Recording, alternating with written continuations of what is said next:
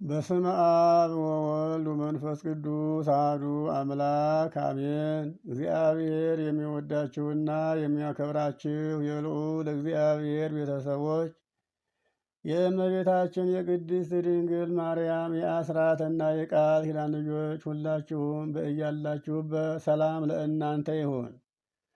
አባቶቻችን ሐዋርያትና 72ቱ አርድእት ከጌታችን ከኢየሱስ ክርስቶስ ተምረው ዓለምን ዙረው ያስተማሯትን ሃይማኖት የአባቶቻችንም ተከታይ የሆኑ ሊቃውንት አባቶቻችን ከመጽሐፍ ቅዱስ ማስረጃ ጥቅስ እየጠቀሱ አላውያን መናፍቃንን ድል ነስተው የወሰኗትንና ያመኑባትን ሃይማኖት ማን በነገረን ማን ባስረዳን ከማለት እንድንድን ከነ ማስረጃው ከነ ጥቅሱ አባቶቻችን ያቆዩልንን ሃይማኖት እኔም አማርኛውን ብቻ አቀርብላችኋለሁ።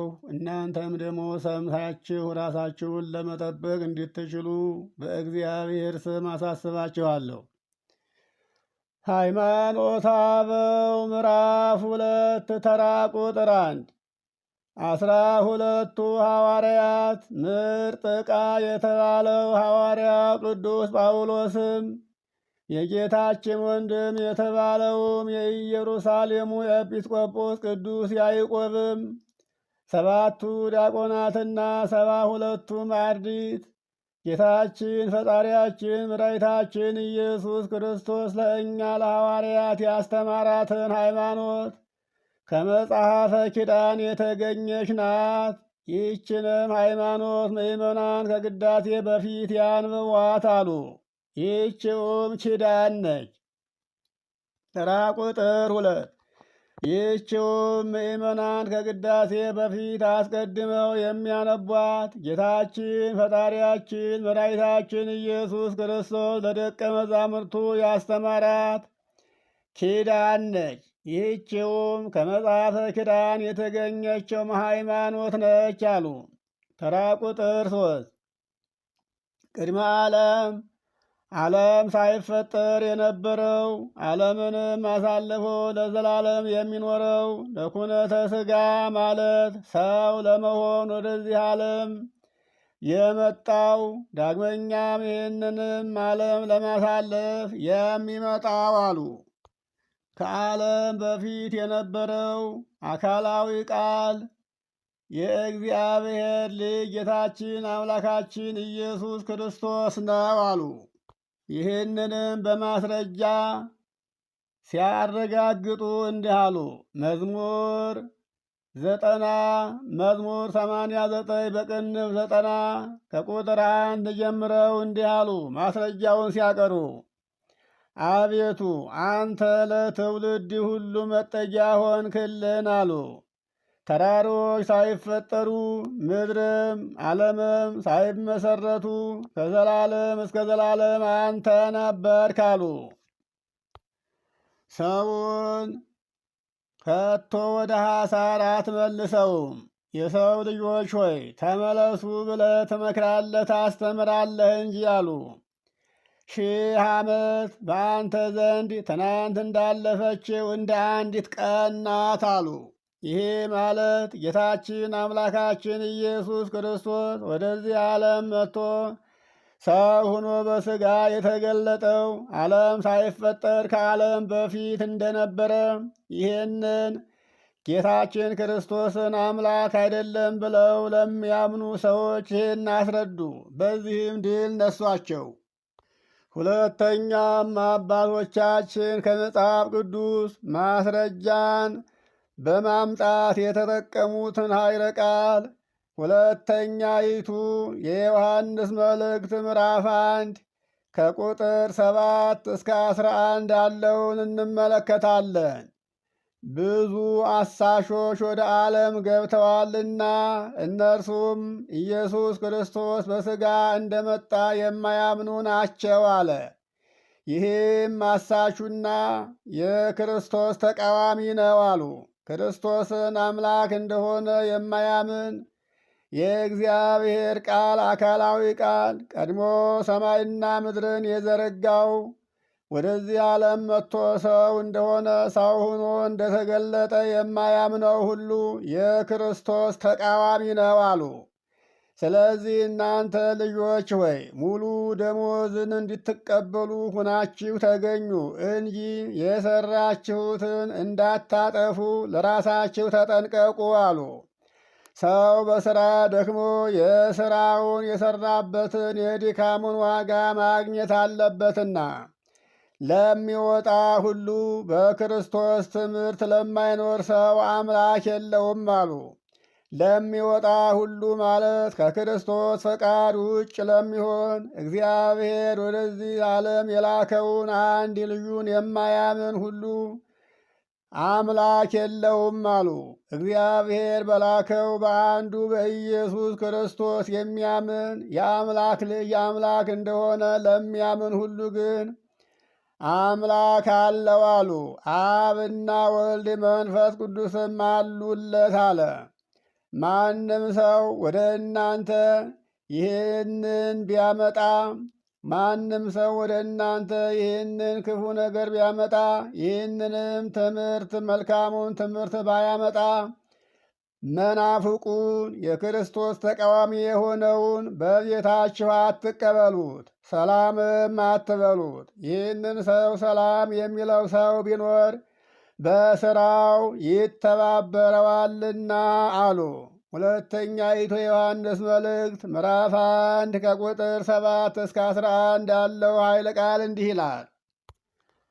ተራ ቁጥር 4 የታመመው የሞተው የተቀበረው የተነሳው ከአብ ዘንድ የተላከው በዚህ ዓለም ሰው ሆኖ የተገለጠው ጻዕረ ሞትን ያጠፋልን ከሙታን ተለይቶ የተነሳልን ጌታችን አምላካችን ኢየሱስ ክርስቶስ ነው አሉ። ይህንንም አባቶቻችን ከመጽሐፍ ቅዱስ ማስረጃ አድርገው የተጠቀሙት መዝሙር 11 በቅንፍ 12 ከቁጥር 3 ጀምሮ ያለውን ኃይለ ቃል ነው። ይህንም አሁን እንመለከታለን። የክርስቶስን ሰው መሆን የማያምኑ የክርስቶስ ተቃዋሚ የሆኑ መናፍቃን እንዲህ ይላሉ። የሽንገላን ከንፈሮች ሁሉ እግዚአብሔር ያጠፋቸዋል ይላል መዝሙር 11 ቁጥር 3 ላይ። ታላቅ ነገርን የምትናገረውንም ምላሳችንን እናበረታለን። ከንፈራችን የእኛ ነው፣ ጌታችን ማን ነው የሚሉ መናፍቃንን ነው የሚያጠፋቸው። ከንፈራችን የኛ፣ ምላሳችን የኛ፣ እኛ የራሳችን ነን። ከንፈሩን አንደበቱን ማን ሰጠን? ጌታችን ማን ነው ብለው ይከራከራሉ። ስለዚህም ስለ ድሆች መከራ ስለ ችግረኞችም ጩኸት እግዚአብሔር አሁን እነሳለሁ ይላል።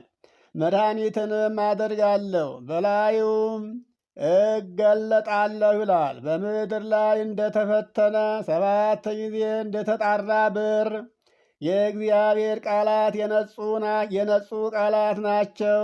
አቤቱ አንተ ጠብቀን፣ ከዚህም ትውልድን ለዘላለም ታደገን።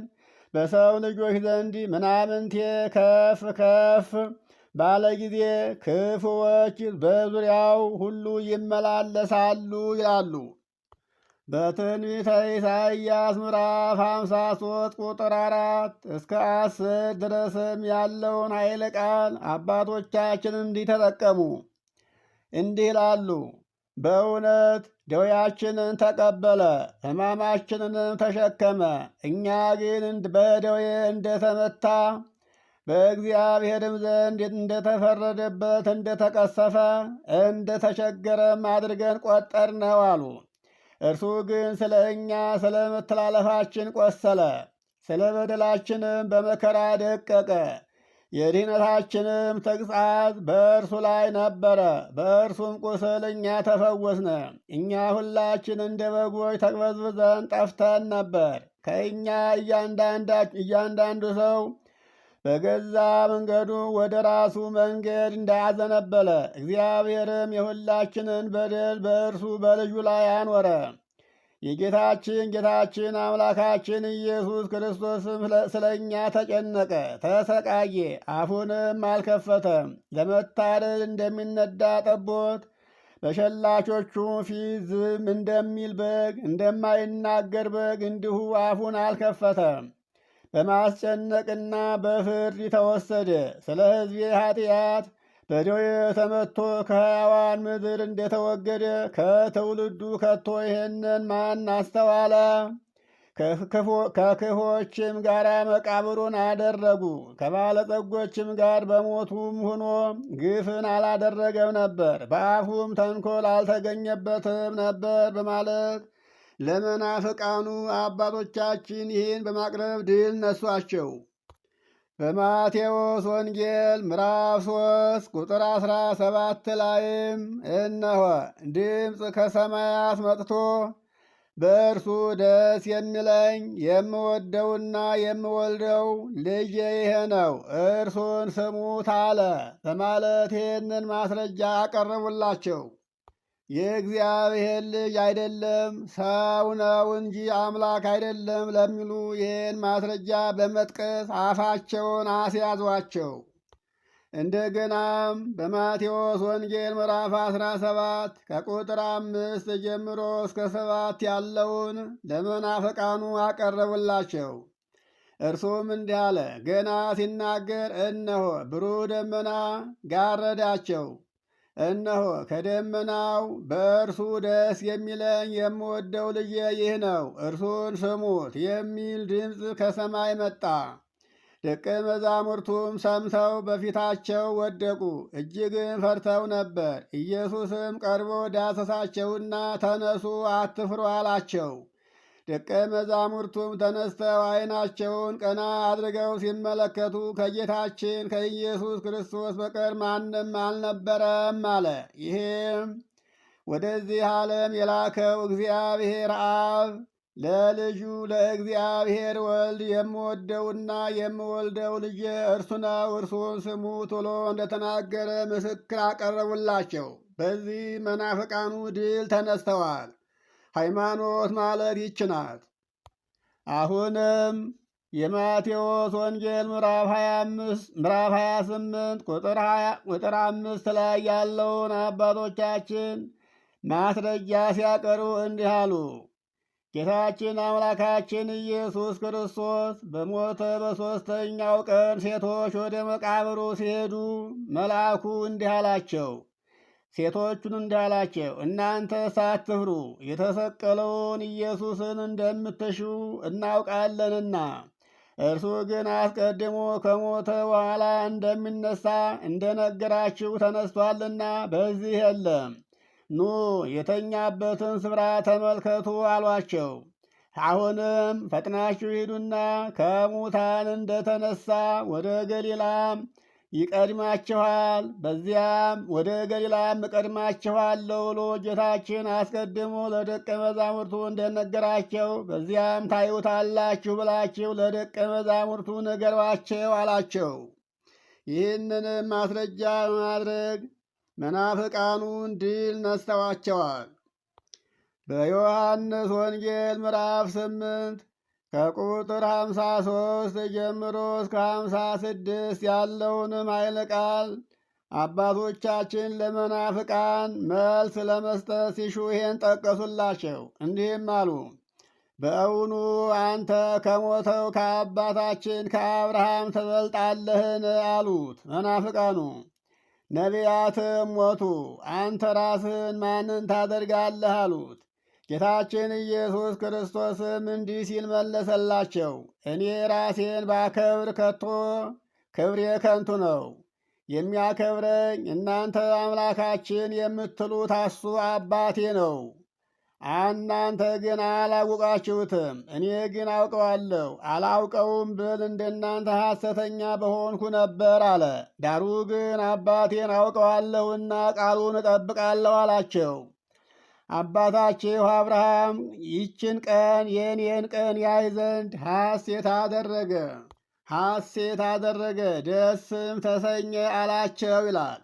አባቶቻችን ይህንን ለመናፍቃኑ ጥቅስ በማድረግ መናፍቃኑን አሳምነው ያጸኗት የወሰኗትና ያመኗት ለትውልድ ያስረከቧት ሃይማኖት ይሄ ነው። ዝም ብለው አልተከራከሩም። ማስረጃቸውን እያቀረቡ ድል ነስተዋል። ስለዚህም አባቶች፣ እናቶች፣ ወንድሞች ሁላችሁም ይህንን ቃል ማን ባስረዳን ማን በነገረን ሳትሉ በጆሮአችሁ ሰምታችሁ ራሳችሁን ለመጠበቅ እንድትችሉ ለመጠቀም ለማድመጥ እንድትችሉ በእግዚአብሔር ስም